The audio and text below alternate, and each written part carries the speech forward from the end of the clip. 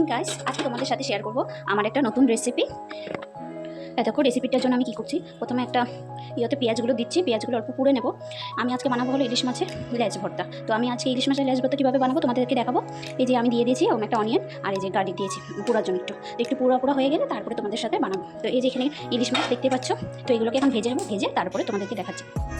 এই যে কড়াইতে তেল দিয়ে দিলাম, এখন এই যে মাছগুলোকে আস্তে আস্তে ভাজবো। এই যে মাছগুলো দেখতে পাচ্ছ, এগুলোকে ভাজবো ভেজে। প্রথমে একটু দিয়ে দেবো হলদি, তারপরে দিয়ে দেবো অল্প নুন। এই যেগুলো দিয়ে ভালো করে মেখে নেবো ফোনে দেবো। দেখো একটু বড় এগুলোর মধ্যে, তো এইগুলোকে দিয়ে এখন তেলও গরম হয়ে গেছে, দিয়ে এখন দিয়ে দেবো তেলে।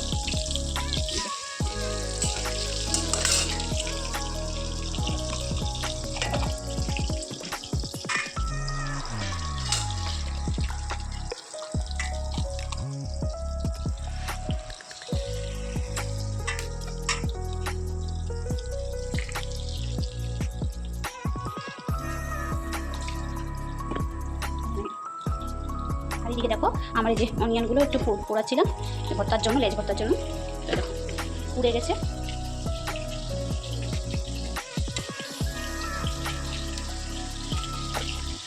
আর এদিকে মাছগুলো ভাজছিলাম।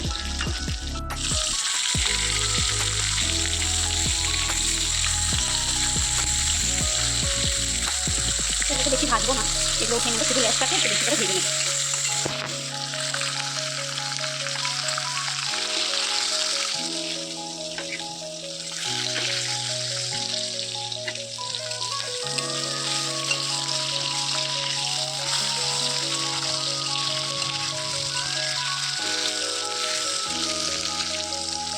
পেঁয়াজটাকে একটু ভালো করে ভাজতে হবে, কারণ এই লেজটা ভর্তা হবে, তো তাই একটু ভালো করে না ভাজলে লেজটা ভালো লাগবে না খেতে।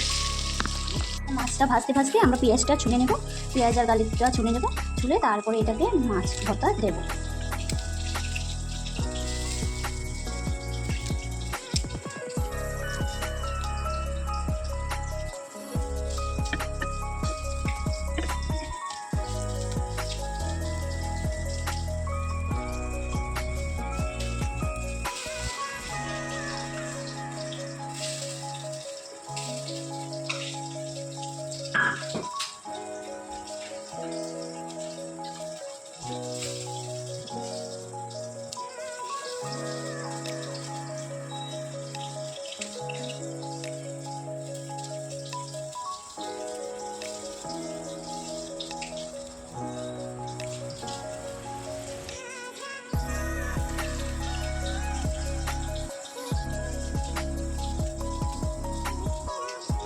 দেখো এখানে পেঁয়াজ আর অনিয়ন আর গার্লিকগুলো এখানে চুলা হয়ে গেছে।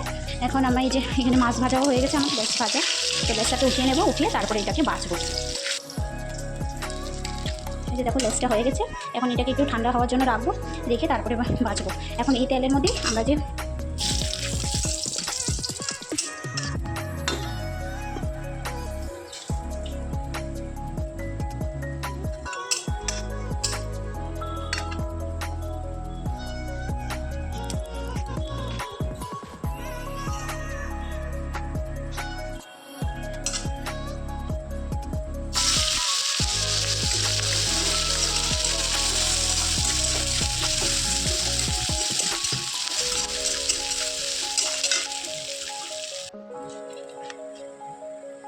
দেখো এখানে কাঁটাগুলোকে বেছে নিচ্ছি মাছে। তো এখন কাঁটাগুলোকে ভালো করে বেছে নেবো, নাহলে কি ভর্তাটা হবে না আর কি। অনেকটা কাটা তো যেহেতু মাছে লেজে, তাই একটু কাঁটাগুলো বেছে নেবো। এই যে দেখো এখানে আমি একটা একটা করে কাঁটাগুলো বাছছি।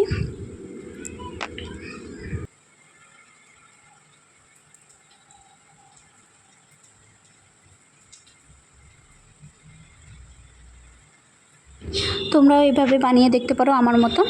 তো আমার ভীষণ ভালো লাগে এই যে লেজ ভর্তাটা।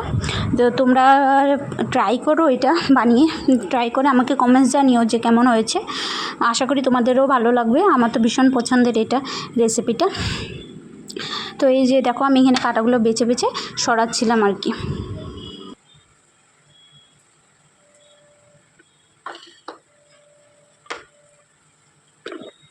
এই যে এখন দেখো বাছা হয়ে গেছে। এখন এইগুলোকে সব একটা বাটির মধ্যে নেব, নিয়ে তারপরে পেঁয়াজ আর ইয়েগুলো দিয়ে রসুনগুলো দিয়ে মেখে নেব।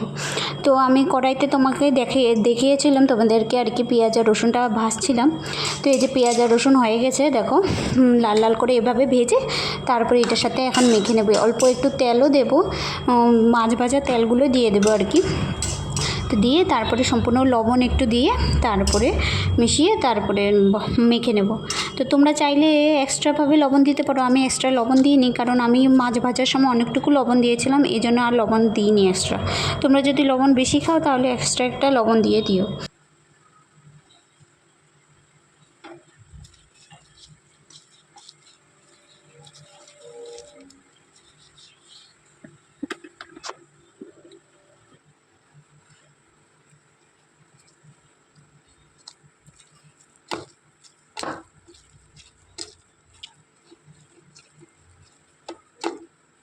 এই যে দেখো ভর্তাগুলো রেডি হয়ে গেছে, এই যে সুন্দর করে এবার বাটির মধ্যে বসিয়ে দেবো। তো আজকের ভিডিওটা এই পর্যন্ত, ভালো লাগলে লাইক আর সাবস্ক্রাইব করে দিও।